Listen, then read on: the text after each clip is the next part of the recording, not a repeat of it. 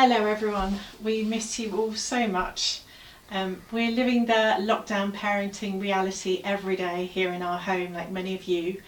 And sure, there are good times, but it is a time when we can be stretched to the very limits. And probably because of that, I've found my thoughts and prayers drifting often to those families where life was already incredibly stretched before lockdown. Homes where parents and carers were already struggling to cope with the demands of everyday life. Homes where physical space might be limited. Homes where relationships might be under huge pressure. Homes where mental health issues make it really difficult for parents and carers to really engage with children all day, every day. And homes where just getting food on the table and paying the bills is a big enough issue, let alone homeschooling. Or what about if you're elderly and live alone and the usual social support structures that were in place, the friendly interactions of the day, they've all been stripped away and you find yourself alone at home for every day, for weeks and months on end. These people, the stretched families, the vulnerable kids, those alone every day, I've been thinking, how might we bring something of God's hope and peace at this time?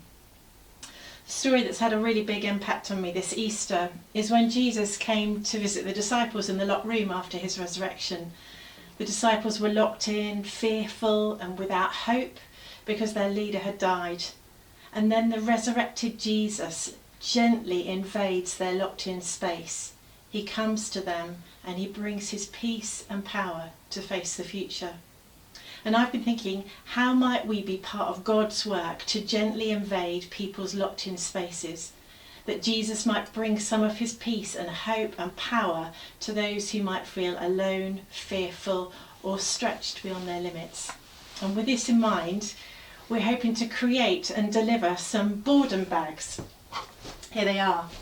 To as many of these vulnerable families or isolated people that we have contacts for, through our contacts at the Octagon, through our contacts in the schools, through contacts in the community and through the church. And here's Helen to tell you more of how you can get involved with the Boredom Bag project and be part of bringing a little bit of God's peace and hope to others at this time. Thanks, Alice. That's brilliant. This is the sort of bag you could make for an adult. It's open-ended with handles and there's all sorts of things you could put in. We'd love some of them to be homemade. So what about some homemade puzzles or a card making kit with perhaps a couple of stamps? Maybe you could make a hammer bead heart just to show people you're thinking about them.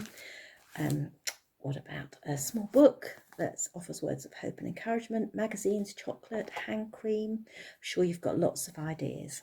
And then this is the bag you could make, the type of bag you can make for children. So it's a drawstring bag this time. And we'd love you to fill it with homemade games, with challenges, ideas of things that children could do, maybe a few craft kits, maybe some colouring books or some stickers, maybe some small games or toys that you've got that you could pop in. And don't worry too much if you haven't got felt pens or colouring pencils. I've got those and glue sticks that I can add in if need be.